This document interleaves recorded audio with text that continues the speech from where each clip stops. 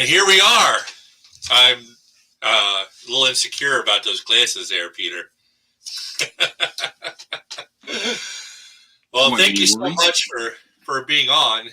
We are here live as you can get right now, via Pose Magic and Pose Magic Academy. Thank you everyone for tuning in. And today's special guest at Pose Magic is performed at Pose Magic. He's also recently been on Penn and Teller Fool Us. And he's an award-winning magician who regularly performs at something he is near and dear his part called Monday Night Magic. If you're a magician, you might have heard of it. It's in New York City. Ladies and gentlemen, people of all ages and ilks, Peter Samelson. Thank you so much, Peter, for coming on tonight. I really appreciate it. My pleasure. Welcome to all the pets in the audience. Who's got a cat? Who's got a dog? Any goldfish out there? Oh, so I want to stop in to say good evening. Hey, Stephanie. Yep. Yep. So Peter, thank you so much for coming in tonight. So I told you a little bit of how this goes and what our audience is expecting. And I think you have some magic planned for tonight too, if I'm not mistaken. I don't know. We may play with something. We'll see.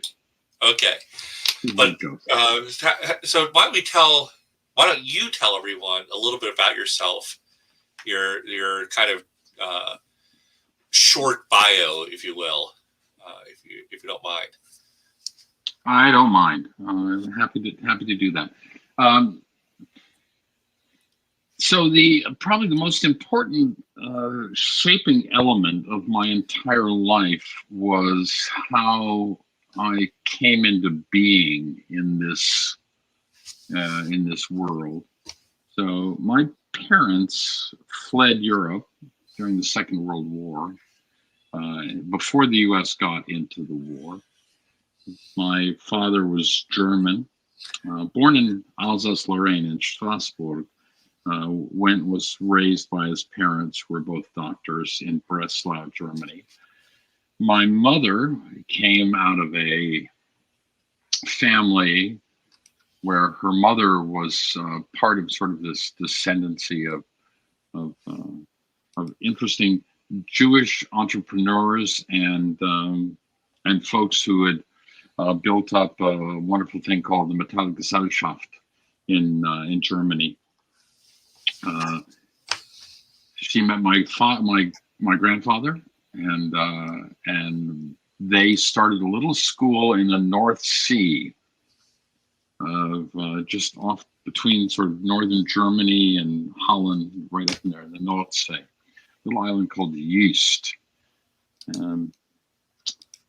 My grandfather took ill, died of cancer. There was still one child who was born just before he died.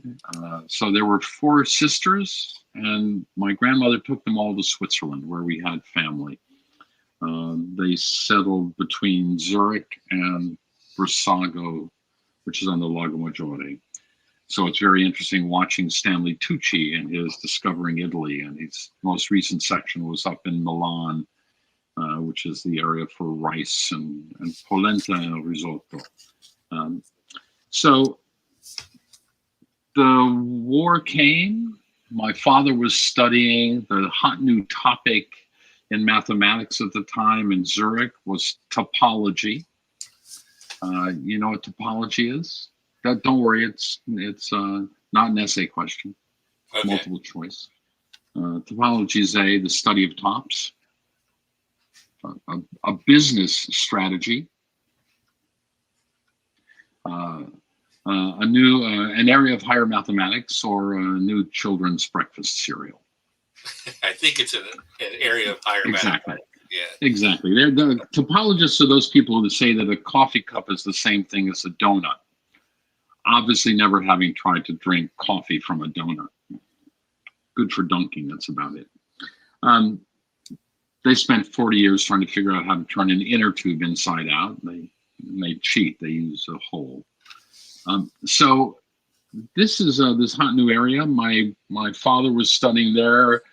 through family friends. My parents met. Um, thank you so much. Um, oh, maybe we can. Are we allowed to show that clip? I think I'm allowed to show that clip, so maybe we'll show it. Let's just see if we can figure that out. All right. Anyway, so my parents fled Germany.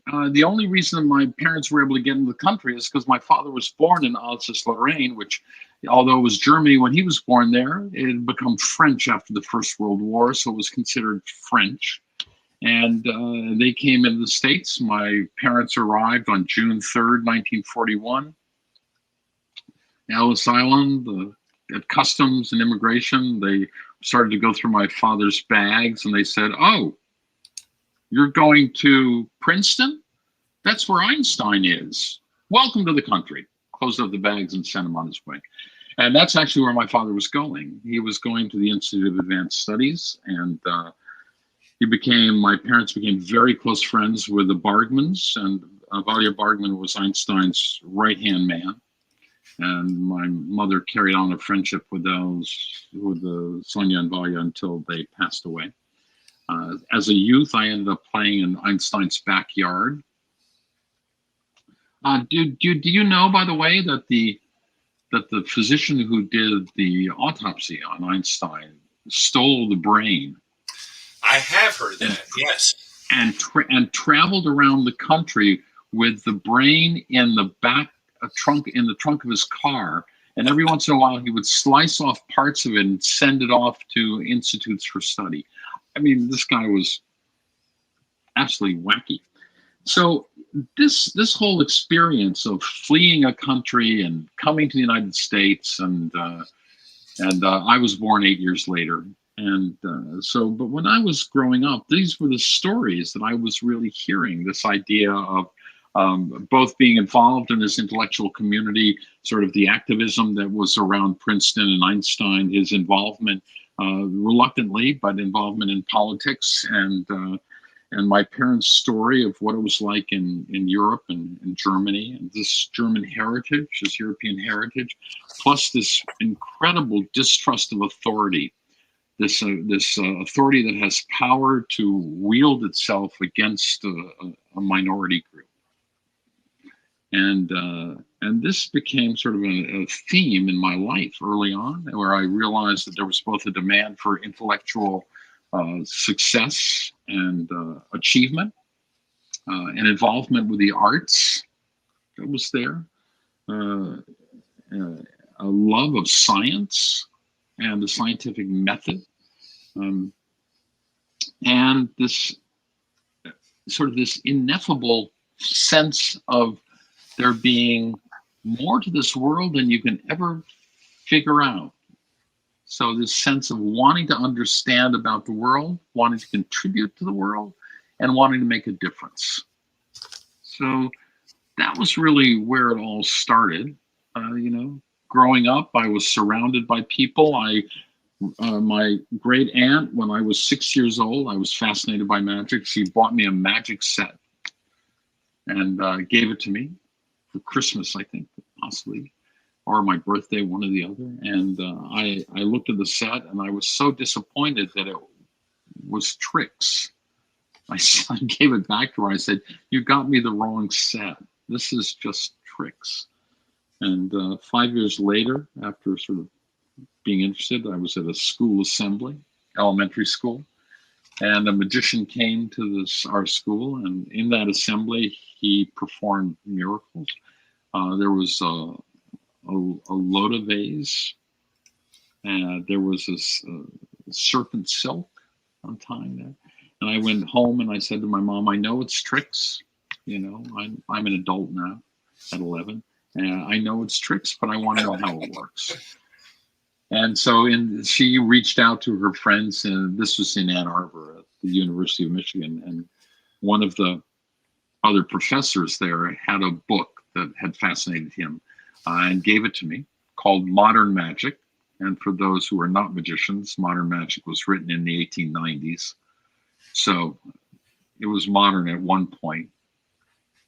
And I built in my basement at 1230 Olivia, I built this this little stage down there. I put two orange crates together. I built an inexhaustible box. I draped curtains. I created, and I started working on magic sort of at that point. I would go down to the Blue Front in Ann Arbor, which was right sort of near the university, and the magic section of the Blue Front, which was a cigar store, and all those. It was like a corner store, and there had a magic section, and it was of course right next to the pornography.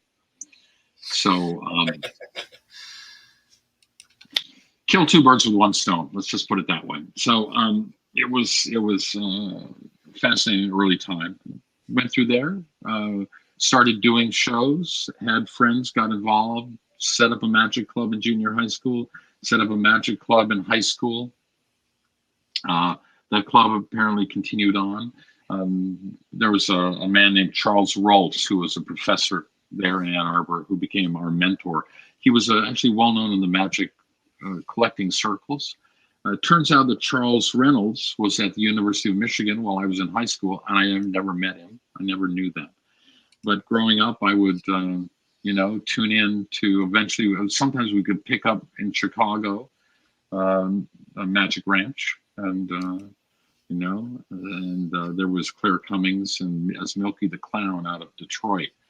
And I remember going to one of the first two things was one in Abbott's Magic Festival, Magic Get Together, and then there was the Columbus Magi Fest, where I saw Max Londano do this amazing Eternal string, where he would tear it apart and put it in your hand, and then pick it back up and restore it. It was just remarkable magic, and I thought I knew a lot about magic. But you said you wanted this short, so I'm giving you the condensed version. That's fine. Then after high school, I had been involved in junior theater. I played in the marching band because you had to if you wanted to play in the band, and you had to play in the band if you wanted to play in the orchestra. So I played trumpet, and so between the music and the mathematics and all the courses that you have to take, and then I ended up going to school out in California. My father was teaching at Stanford's, and I was able to apply and get in. And because he was teaching there, I was able to attend without tuition, which is a really good thing, and the reason I have no student debt at this point.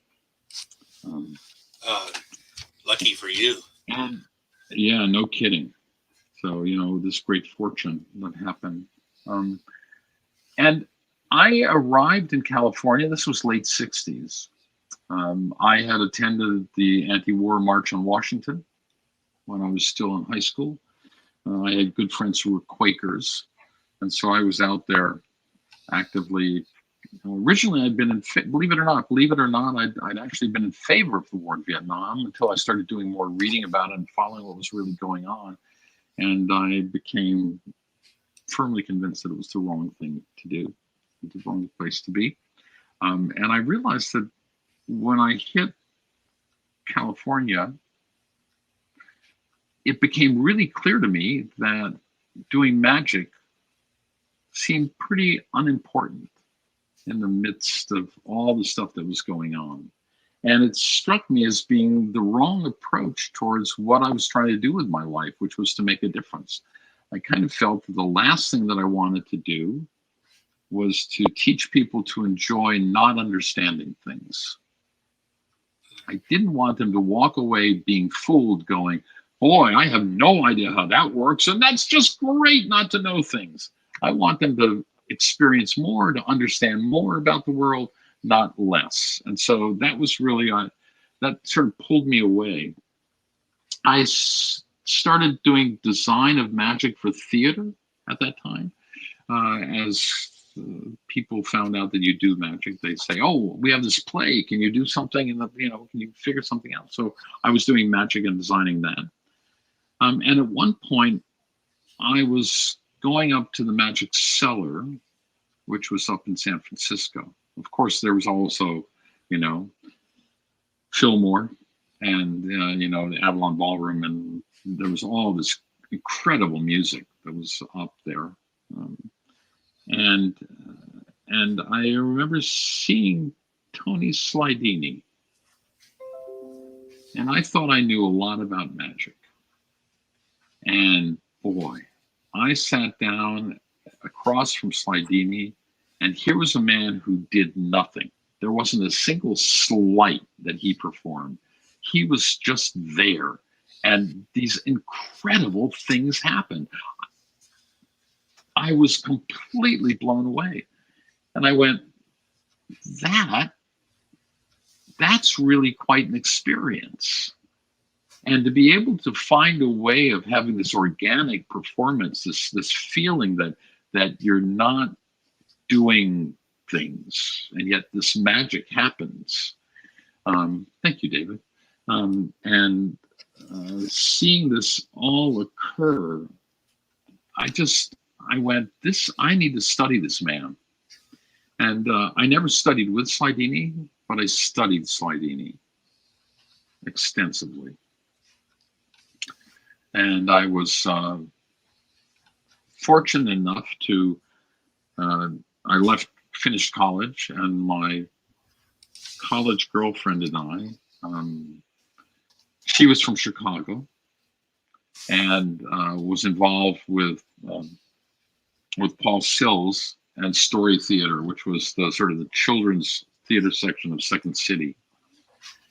And so she had a very strong improvisational background. And this was work that we were doing out in California as well. And she said, I'm going to New York. And I tell you, I was afraid of going to New York. I felt that New York was going to be overwhelming and soul killing. And for a boy from a little town, I mean, Ann Arbor is this little town that's filled with great culture. I mean, amazingly good culture. But it's a small town. I mean, there are a couple 100,000 people when the students are there, you know. So, and when they're not, you know, it's a tiny little sleepy town. But we ended up traveling to Europe. We went to Poland to try and see Grotowski work. Grotowski was a fabulous theater creator and was very well known. Late 60s, early 70s. Had a book called Towards a Poor Theater. This is a time of Peter Brook and that kind of theatrical work that was happening at the time. And moved to New York. One of my high school friends, a woman named Marcia Wardell at the time, moved to New York and was dancing with the Alwyn Nicolai company. Murray Lewis Alwyn Nicolai had this great Lewis Nicolai dance company. And so she was touring with them. And I thought, wow, this could be interesting. So I studied with them for a while. Sheldon Patinkin, who came out of Second City and then went on to form Second City in in Toronto, SCTV, which is where a lot of the comedy sections happened out of there, was running in New York and doing things. So we were doing all sorts of wonderful shows. I worked in performance of Waiting for Lefty and a lot of sort of radical stuff. And there's a lot of really wonderful alternative theater that was going on. And the magic, I realized that the magic really could be about, I moved to New York to do theater, and I realized that I wasn't really a commercial type for theater. And I also realized that in New York, of the equity actors, of union actors in New York, that 90% of them made less than $5,000 a year as an actor. And of those who made more than $5,000 a year, that small 10%, 90% of them made their money in commercials. And I thought, wow, I didn't go through all this training in theater to sell somebody else's product. I'm much more interested in other kinds of ideas and ways of working. My college girlfriend and a cousin and I had access to a little place in upstate New York, outside of Blue Mountain Lake. And we put together a summer theater company.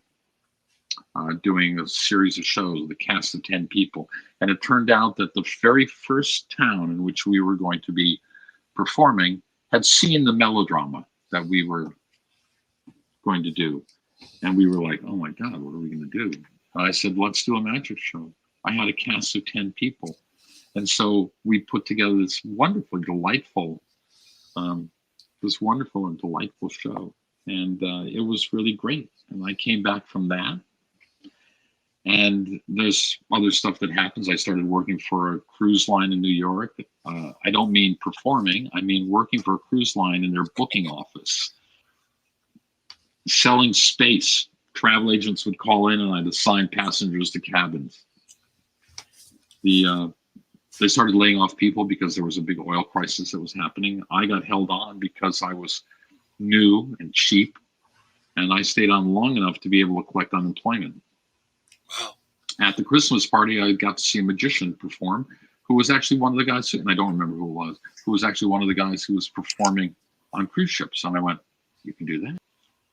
Oh, that's an interesting idea. In along this time, I ended up getting a job designing magic and performing in a children's educational theater that was out of New Orleans called Project Educational Theater. Cast in New York, sets in New York, original music, original script, incredible work. They took it down there and they toured it for schools. And they would rent really large halls and they would bus in all the kids. So in the course of 10 weeks, we performed for 80,000 children. Wow. Exactly. And it was this amazing experience. I came back from that. I had my unemployment. I never looked back. I got a job working at the Magic Townhouse in New York, along with a guy named Al Cooper and Wesley James, and Dick and Dorothy Brooks were running this place at the time, and they were remarkable. They worked so hard to make that place work. They ended up living upstairs, and their food was put out, and there was a small performing table. Penn and Teller came through there as part of Asparagus Valley early on, so I got to meet them, and we hung out a bit. Teller actually gave me a job that he couldn't do, and boy, was that humbling. I'll tell you about that sometime. And Frank Garcia was there, Jack London was there, magician Jack London, Lenny Greenfader. I mean, there were all these amazing folks. Lou Lancaster, who went on to move out to California, the only man I ever met who could back palm an entire deck of cards. And I mean, and knowledgeable and creative. And I was involved in the New York scene of magic. Got to be friends with all these wonderful people. David Roth, for whom we're having a memorial on Saturday that's happening. My friend Jeff Latta. Jamie Swiss became a very, very close friend of mine. He was my longest magic friend out of New York City that's been out there. All these amazing and wonderful people. And then working at the Magic Townhouse, my college girlfriend and I were doing shows at colleges and universities, and bookers from Holland America Line came to see one of the close-up shows. And at the end of the show, they said, "Oh, so we like you. So we'd like to book you on the World Cruise." And I went, "You just saw me do close-up." They said, "Yeah, but you do stage work too." I went, "Yeah, you haven't seen it?" He said, yeah, but we think they'll be great." And after really not believing that was going to happen, eventually I ended up on board of a ship that was sailing to Yokohama and Hong Kong. And it was and that was the start of 17 years of working on cruise ships. Still working at clubs like Mostly Magic, Magic Townhouse, doing colleges and universities, doing some commercials with magic. Who knew? Being inspired, writing stage shows, touring with them, doing all that stuff. And that took me up through the mid-90s when I needed a break. And started a multimedia company in co-founded one in New Jersey and did that for 10 years. At the same time, we started up Monday Night Magic, and that was going. So I took myself off the road for a long time. And then that business closed in 2003.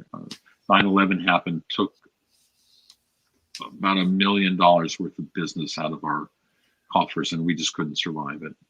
Monday Night Magic kept going. We kept doing this stuff. Michael had called me and said, "Would you like to do this?" And I said, "Yeah." He said, "Do you know anybody else?" I said, "Yeah, let's bring Jamie in to do this thing." And Jamie brought in Todd, and Frank Brintz was part of it. So that was the original group of Monday Night Magic. And after 2003, I kept some private clients doing that sort of stuff, but was designing magic, designed some musical for a bunch of stuff, did some stuff for Broadway, did some regional stuff for the Goodspeed Opera House, did some stuff with Brooklyn Academy of Music, designing for that, and then focused on getting back to doing magic. And I'd been doing very serious magic for the longest time, so I decided I need to focus on making people laugh. So, Peter, you've been on my list of favorite magicians for a long time. You know. But yeah, you. Not worried. So there you go. That's a short story. It was. There's longer ones for sure. But so, I do have a question for you. What magicians of the past and present have influenced you in your performance style and your choices for what sorts of effects you use in your shows? Well, clearly Slidini early on. It's quite obvious. So, it's so hard to say. There have been so many influences that I had. My friend Jeff Latta had a very strong influence on a lot of the close-up and the thinking that happened on that. Jamie worked with me in writing and co-writing some of the shows and beating me up about stuff and not letting me get away with things. A good friend of mine, Ossie Wind, he's watched me do stuff. And the thing that's great about Ossie is that he'll look at something and he'll go, "No, that's wrong." I'd worked on this piece called The Love Locks for the longest time, and it was complicated. There were 5 locks, it's just all this stuff. It was based on these love locks that people hung on bridges. I think you've seen me do this. Yeah, and beautiful piece. And Ossie looked at it and he said, no, one lock. And I went, "No, you can't do one lock. It's all about all these locks." He said, "One lock." And I went, "One lock?" He said, "One lock." And I went, "Okay." And that solved the problems. So he's got this great way of doing that. Dick and Dorothy gave me the chance to try stuff. When I started the Magic Townhouse way back when, Wesley James looked at me and he said, "We'd like to have you work here, but don't do card magic. Please, don't do it." I went, "Okay." So I did very little. I do a few things. Body Snatchers is clearly one of them. One of my favorites. There's other presentations. Thanks. I remember when you performed at Pose, I think you were not originally planning on doing Body Snatchers. I asked you to do that. I said, "Can you do it anyway?" That's correct. Yeah. Yeah. And I really appreciate that. And then of course, a year and a half later or so, you blow my mind with a completely impossible way of doing it. I've shown that video clip to people and they're like, "Oh, that's just, wait a minute." They're ready to dismiss it as a classic routine, and their minds are blown when they realize it just can't be that technique. That's what I really set out to do when I was working on this, because I'd gotten, there are a few other pieces. You've seen me do the smoke piece too, which is the wine glass and the coins and the smoke that I've been doing since you asked original stuff. And before, when we were talking about things, you said, "What are your inspirations?" And I said, "Drugs." And we laughed about that. And I said, "No, really." And in some ways it's true, not often, but and these days I don't, which is, I know, odd, but boy, it finally got to be legal and now you're not on. But there was a time people say, where do you find inspirations? And the classics in magic are so wonderful, but a lot of times we look at them and we just adopt them without thinking about what their core is, because I'd like to think about the fact that most of the magic effects have inherent, built into them, resonance, because we are artists that work in a visual medium, and we work with images. And yes, they're real-time, three-dimensional fantasy moving images, but they're images. And images is how we as artists communicate. I mean, even people who write, with words, we create images that become resonant. I had a very good friend, Jay Tormey, who's no longer with us. And Jay was a mime. He founded or co-founded Boston's Pocket Mime Theater, which was a great touring mime theater. Like many other artists, they eventually found that it was very difficult to continue working and surviving and making it happen, so they stopped. He went on to become a copywriter for ads, and he went from no words to all words. And I asked him once, I said, when you were writing, two questions. One was, how do you work within mime? It feels like it's so limited. He said, between any points on the line, there are an infinite number of points. Just start someplace and you'll find all this richness that's in there. I went, oh. And I said, well, how did you write your pieces? And he said, well, in the pieces we do, we take two ideas and put them next to each other and let the audience make the connection. It's kind of like haiku that way. And I thought, yeah, that's kind of nice. And so I've realized that that's part of what I do with the magic, is I try to find the core of the piece of magic, what it's about, and then try to figure out what it means to me. And I don't, my partner Karen always says that magic is metaphor, it's not illustration. So that, for example, with Gypsy Thread, that's one of the other fun pieces that I do.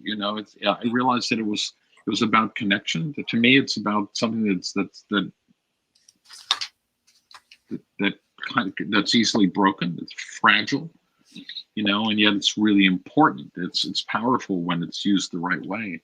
And so I worked on that with a director. And I hired a director to sit, and we improvised around that piece for the longest time. And I'd go home at the end of the improvisation, I'd transcribe it.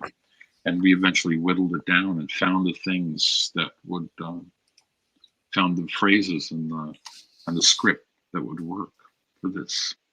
So Jamie was really important to me in many ways. I saw Vito Lupo work, and Vito was wonderful. And he was doing his Pierrot act out of a little club out on Long Island. And at one point, he was, and because he would just work in the spotlight, which is where Teller would work also the same way, just the spotlight, and silently as well, or with music for Vito. And Vito was at one point doing the Snowstorm. And I went, oh, that's just really beautiful. I'd love to do it, but I don't want to obviously do it like he does it. So there's something in there.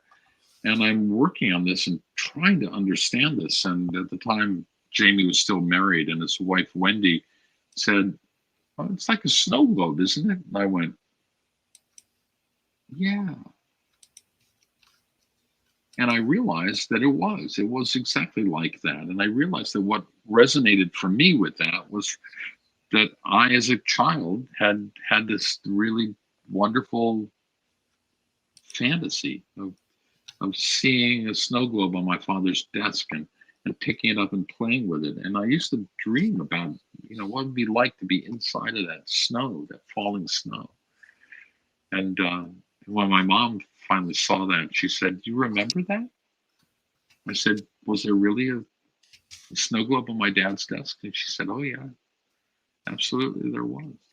So if we can find the things that resonate with people that are not this, and this is one of the challenges, I think, is that so often when we try to create scripts, and especially as people start becoming aware that they have to script, because this is a huge change in magic.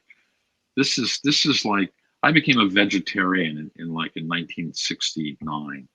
You know, then I went to Europe and I broke it, and then I came back and I went back. But at the time, I would go to dinner, and my girlfriend would say, "What do you mean you're not gonna? What do you mean you're not gonna be able to eat the meat? Eat what these people are saying?" I said, "I'm sorry." So this whole thing is, time has changed to the point where it was an embarrassment to be a vegetarian, to the fact that almost every restaurant now has a vegetarian or vegan portion of the menu. So times have changed, and everybody now is interested in scripting and meaning and magic. The problem is finding the scripting and the moments that talk to everybody, not just you. It can't be just strictly personal imagery. It has to be imagery that works for a larger group of people. So, so you think that we should take a look at videos, huh? At any point you want to, yeah.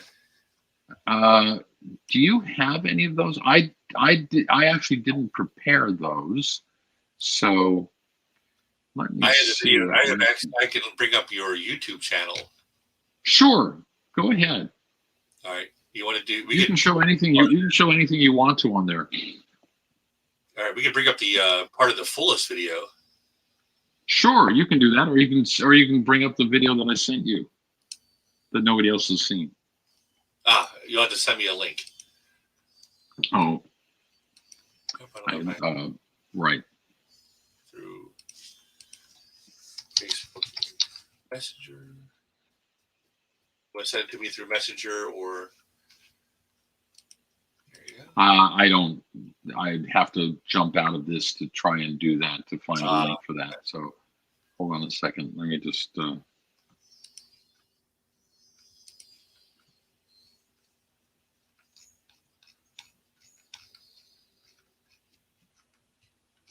That work for you? Oh no, I have to stay on that, don't I? Okay, there you go. All right, hold on. I will bring up another video in the meantime.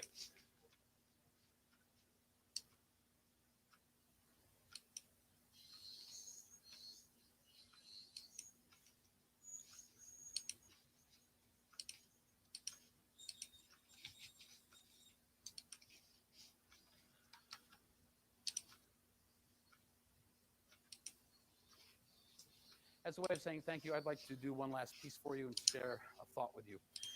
So you could. Thank you, Lauren.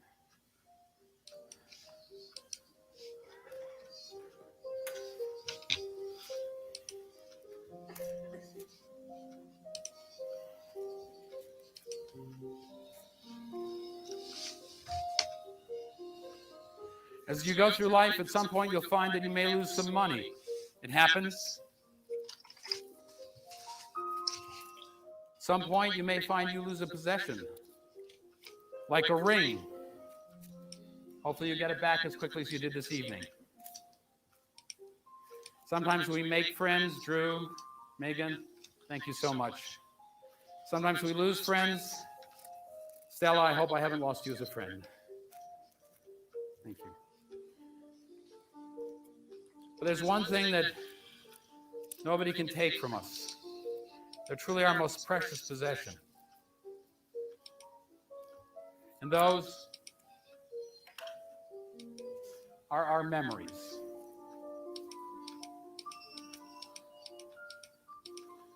As a way of saying thank you, I'd like to share with you one of my most precious memories. When I was a child, I used to go exploring through the house. And in my father's study, with all his mathematics and physics books, was something that always caught my eye. For on his desk, there was a paperweight. It was made out of glass so that you could see through it. And it was filled with water.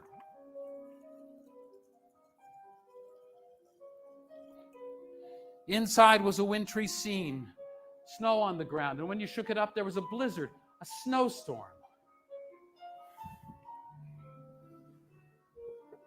I always wanted to get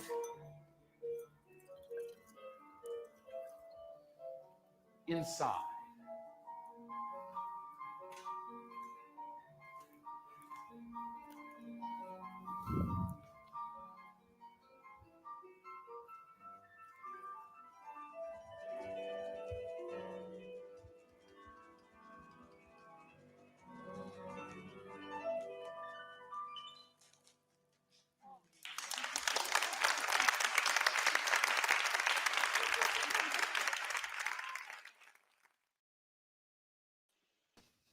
Oh, that was great. Yep. Thank you. Thanks. Oh, Do you have the access to the Fools video? We can talk about that then if you want to. I do have. I sent you a link just now in the private chat. There is that the link you were talking about?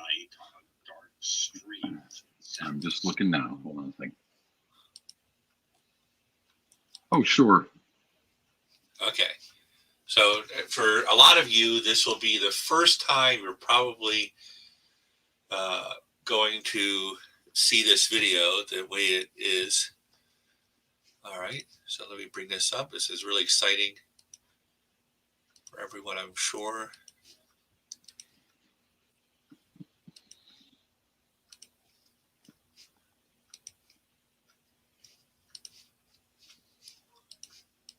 So,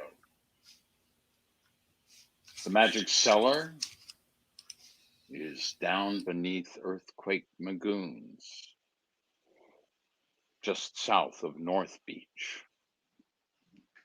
Jack Finney, author, walks into the back room, the close-up gallery, where the young magician has the audacity to show him something he's never expected to see, a card trick based on his classic novel, The Invasion of the Body Snatchers. And now they're here for you. There's a very close relationship between science fiction and magic. They both rely very heavily on your sense of fantasy, the flight of your imagination. And there's a classic science fiction movie based on the book called The Invasion of the Body Snatchers. The original was black and white, 1956. Kevin McCarthy, Dana Winters, a story about aliens that descend from outer space. They emit these large, what would you call them? Pods, pea pod like creatures, 6 feet long that split open and people start coming out of them. You can always tell when someone's been taken over, they're totally emotionless. For some strange reason, this is set in Southern California. Did I offend anybody? I use kings for my little California town. Some of them are awake, they're face up. Some of them are asleep, they're face down.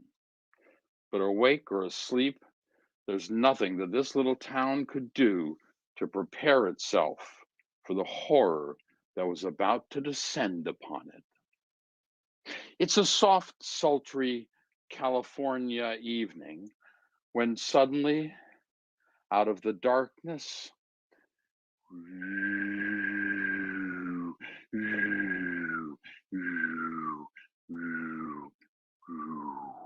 spaceship lands.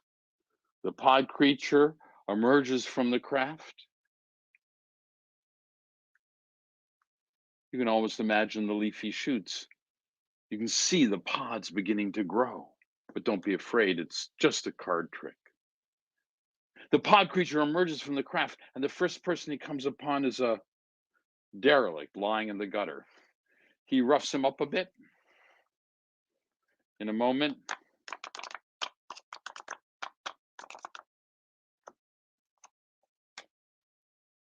he's gone.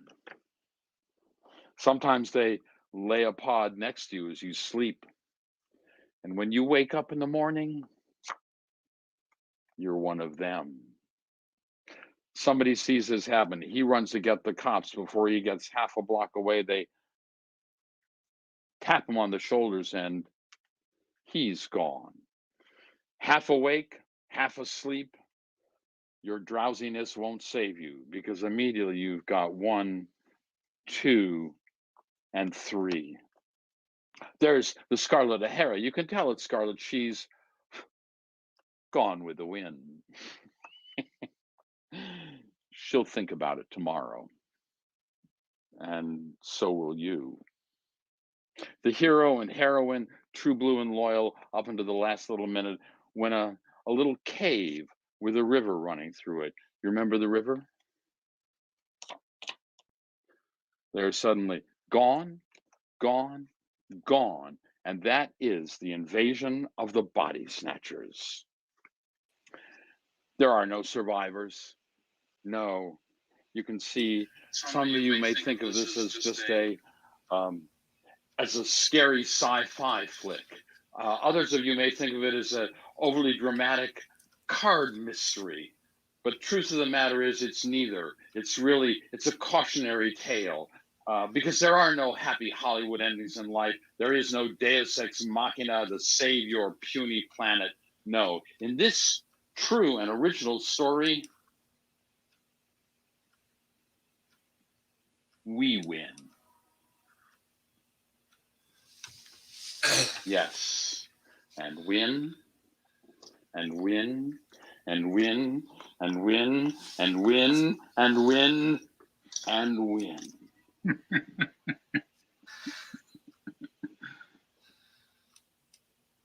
Oh, that was great. Yeah. So this is the thing that that counting through of all of the cards and showing them at the end of all front and backs. I wanted to do it on Penn and Teller as well, and I think that would have had them just shaking their heads. But the director said it seems to slow it down at that point, and I went, okay. So we cut that from the performance on Penn and Teller. It was unbelievable. The first time I saw that, my brain was broken because I and even after it was on Fullest, and even after I vaguely understood how it was done, only because you told me. I could never perform that. It's one of the most amazing things I'd ever seen in card magic. It's absolutely phenomenal. It's not an exaggeration. Oh, thanks. The truth of the matter is that that little thing at the top when I talk about Jack Finney coming in, and because I was performing at the Magic Cellar years and years ago, and they asked Jack Finney to come in and see this trick, and at the end of that, he looked at that and he went, when they made a movie for my book, I wasn't surprised, but a card trick? It's like, yes. Yes, a card trick. So let me ask you a question. That there's someone asked in the comments. Do you cover that entire handling on your release of this? So what would you say for someone who's into card magic on the difficulty level of actually performing it? So if the level was like 1 to 5, 1 being easy, basic, and 5 being very difficult, how would you rate? You mean five being invisible seconds and bottoms? Is that what you mean? Yeah, pretty much. Yeah. I have difficulty with a pinky count. I spent a lot of time working that out so that the cards would fall in the right places so that I could do the stuff that I needed to do. There were a lot of iterations for that. I would say that probably falls at 4, 3.5, maybe. 3.5 to 4. There's a lot of stuff. It's more a matter of just learning the sequence to make sure you're doing things in the right way. It's actually not, in the original release that I did, there's one really tough move in that. I eliminated that from this handling, and that was partly thanks to Mike Close. I have a handling. I have two handlings on it, one with the original one. Anyway, so I'd say it's like 3.5, something like that. And that's despite the elaborate clockwork mechanism that's hidden underneath the table that you had to build. Exactly right. Oh yeah. The table does all the work for you. It's like I have a steampunk fiction or something like that. That's right. Jules Verne, brass gears is lining underneath. But yeah, it was absolutely one of my favorite effects, and you unbelievably enough made it better still. But we do have another question someone wanted to ask you just before the video ran. Do you think that meaning in magic can be as simple as adding an interesting story to something like an old routine, like in the way you took Wildcard from a boring presentation to an engaging sci-fi story? Playing a violin is simple. Making music is hard. So, I would say that I don't think that it's as simple as that. I think that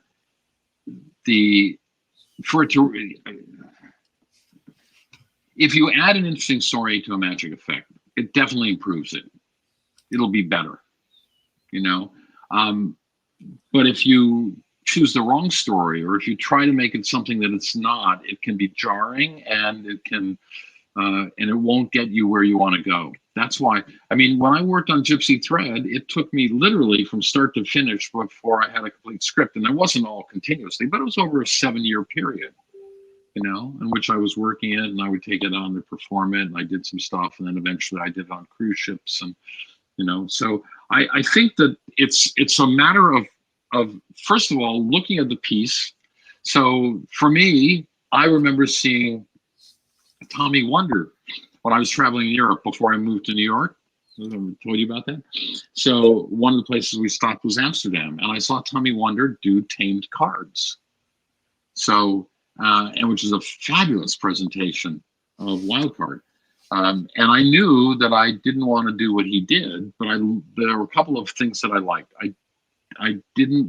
There were small changes that were made to the handlings. So instead of using a Hammond count, I wanted to be able to show all the cards as kings before you even see another card. So that was part of the goal for that. I wanted each of the changes to be different so that they never happened the same in two, and then I really wanted there to be a convincer at the end. And then for the Penn and Teller, I wanted there to be a kicker ending on this as well. So I think that, I think the first question is, if you can find an interesting story that remember, magic is metaphor, not illustration. Mm-hmm. So, I think one of the difficulties with one has to be careful of. I'm not a religious person. There are people who use magic to teach religion, and one of the things I would warn against is doing things that are too literal. So here's the Father, the Son, and the Holy Ghost. If you're doing Professor's Nightmare, they're all unequal, and yet they're the same, and yet we have to remember they're all. So, it becomes, things can become didactic. They can become preachy.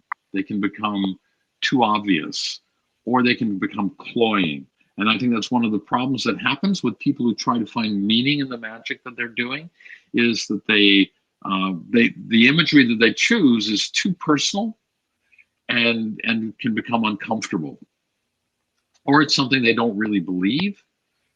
So it's a fine line. It's like you gotta try it and then ask outside opinion. That's where a director becomes really valuable. Someone you can trust. You can say, is that working? Is that not working?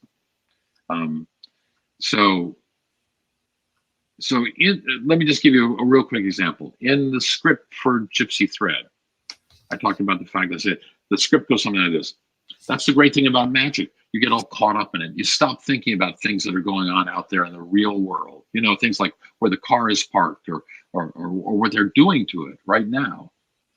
You know, and that's rare in our lives, that we get caught up in the present. You know, we stop thinking about the way things used to be, the way things might be next week if they just changed a little bit.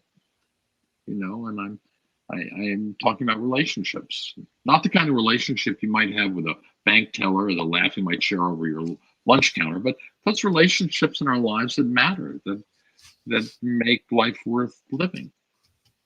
You know, and they're fragile, they're delicate.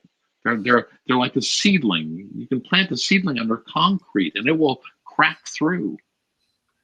But you can also crush out the life between two fingers. They're fragile, they're delicate, easily broken, like a relationship.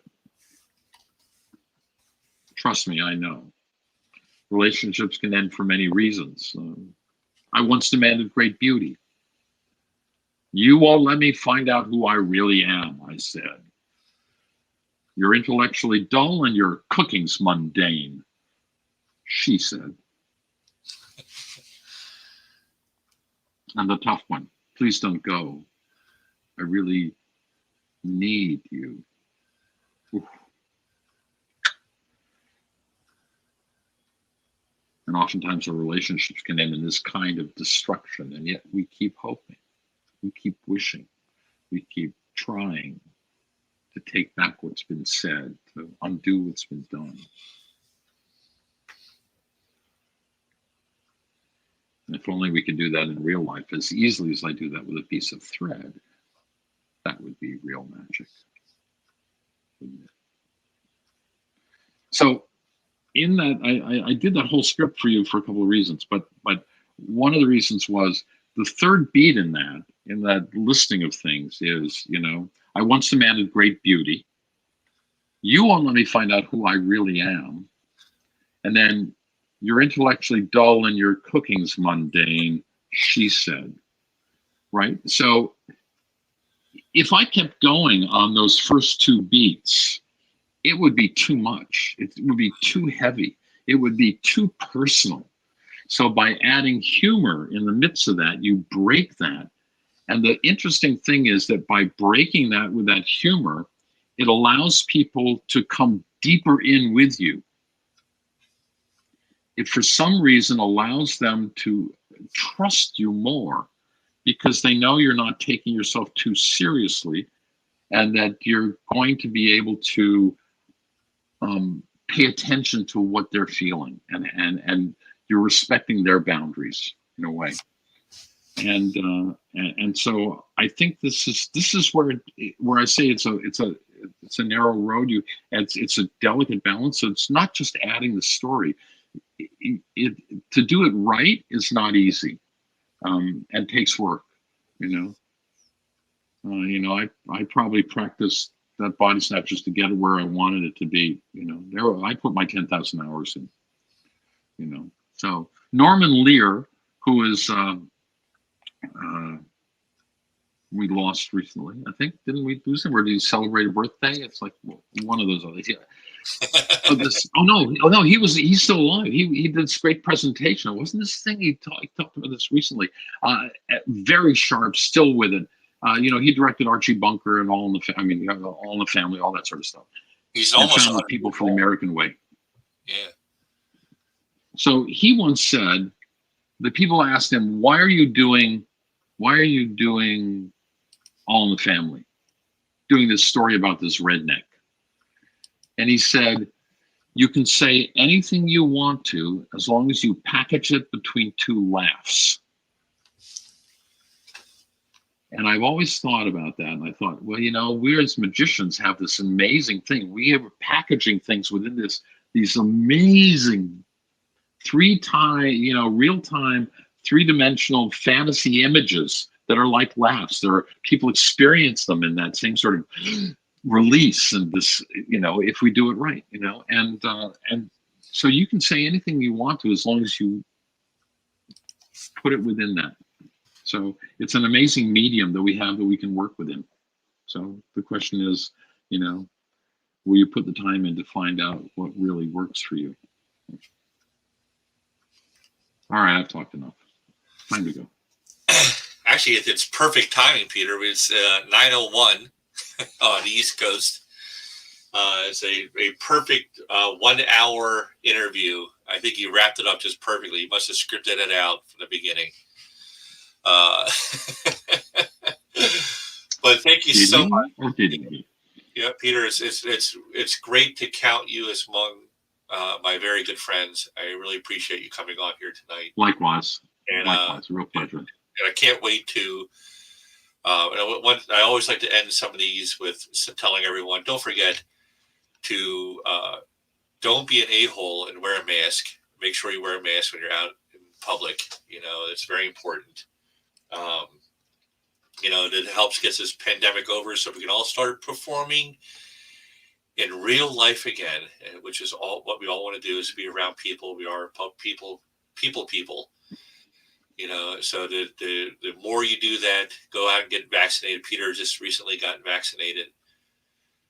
Go out there and get vaccinated as soon as you're able to do so. Keep wearing masks. Yeah. Keep safe. Don't, you know, be nice to everyone. And that's from me, and I'm sure Peter agrees, and Pose Magic. Yeah. Yep. So because Peter will be back in Pose Magic Theater when we reopen at some point, I am sure. Yeah. Absolutely. So. A pleasure. Yep. Thank you, everyone, and have a good night. We'll see you next time when we do another interview with Pose Magic Academy. Yeah. Oh, we got another amazing. Thank you for insightful talk, and have a good night. Good night, everyone. Oh, thank you all. Thanks for having me. It's been my pleasure. Thanks.